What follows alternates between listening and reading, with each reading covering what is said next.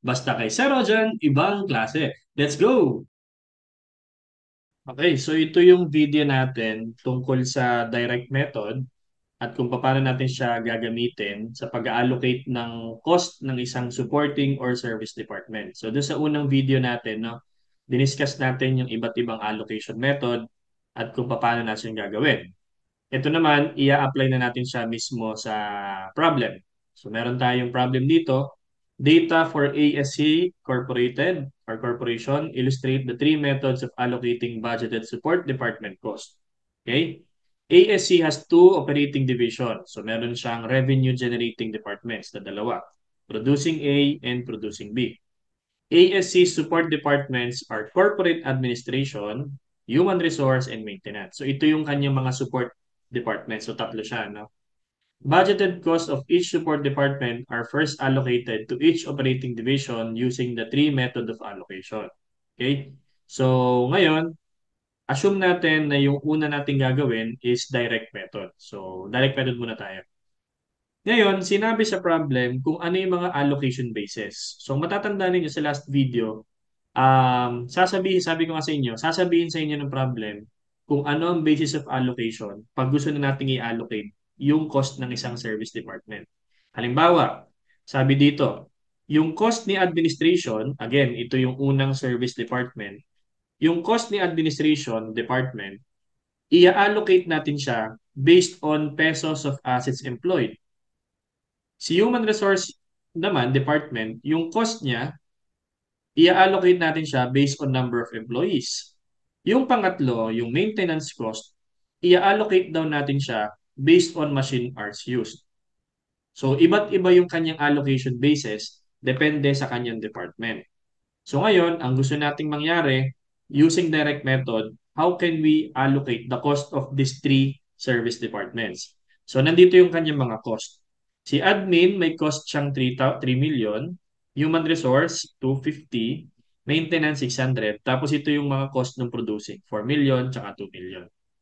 Okay? Ngayon, ito yung mga pesos of assets employed, number of employees ng bawat department, tapos number of machine hours used ng bawat department. Simulan natin sa direct method. Okay? Direct method. So pag kayo magsasagot ng mga ganitong klaseng problem tungkol sa departmentalization or allocation ng service department or support department cost, ilatag nyo muna lahat. Ilatag nyo yung mga departments. Meron kang administration, HR, tapos maintenance, tapos producing A, producing B. Tapos yung kanilang mga cost, okay? 3 million, HR 250, maintenance 600, producing 4 million, and producing B 2 million. Yan. So ngayon, nandito ngayon yung mga service department, asset, HR, tsaka maintenance. Ang objective na ng departmentalization or kaya naman yung support department cost allocation is to eliminate the cost of service department or support department and allocate it to the producing department. Gusto nating itanggalin yung mga cost at isama natin sa producing department para mayroon tayong idea ng full cost. Okay? Yan. So, direct method tayo.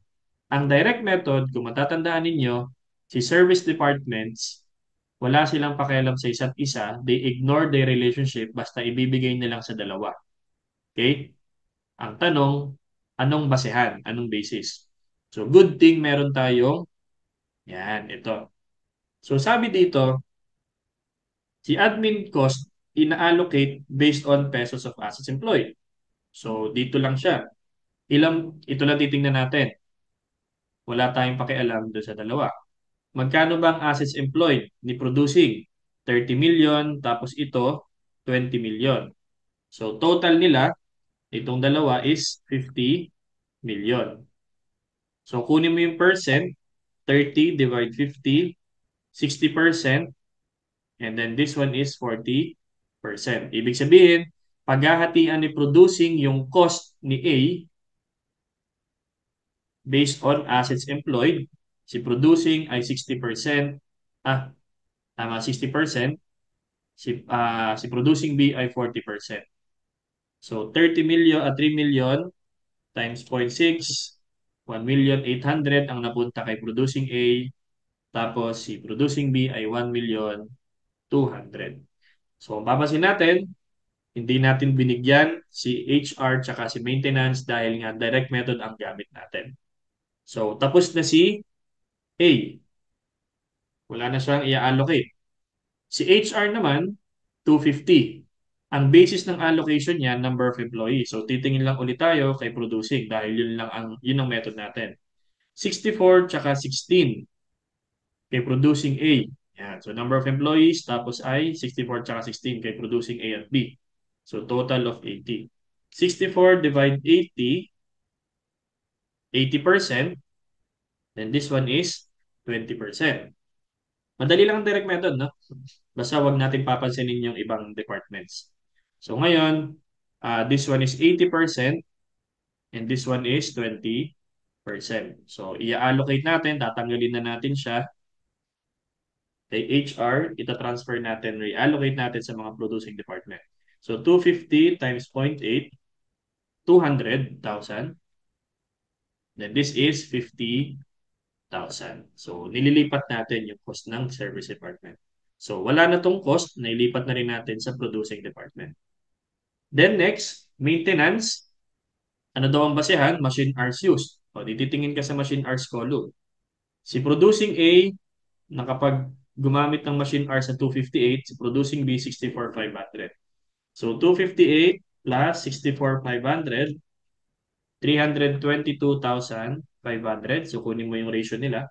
258 divide 322,500. 80% din. And this one is 20%. Right? Ayan. So, again, 80% and 20%. So, dahil dyan, tatanggalin natin yung cost ni maintenance. Ita-transfer natin kay producing A at producing B. So, 600 times 0.8, 480. And then this one is 120. So, pag tinatanong sa atin, magkano na yung total cost na na-transfer kay producing A, yung total nitong tatlo.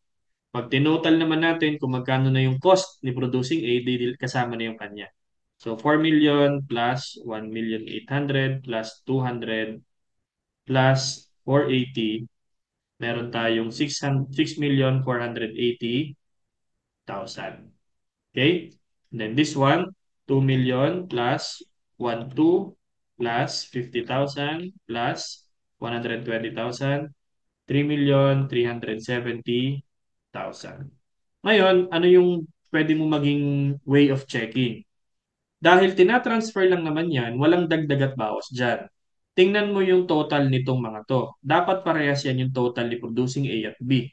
So pag tinotal mo yan, 3 million plus 250 plus 600 plus 4 million plus 2 million, 9,850,000. Ngayon, itotal mo rin itong dalawa ni producing A at B, 6,480 plus 3,370, 9,850 din. So, total din naman siya. Okay? So, ito, zero na yan kasi tinatransfer lang natin. So, yun yung pwede nating maging way of checking.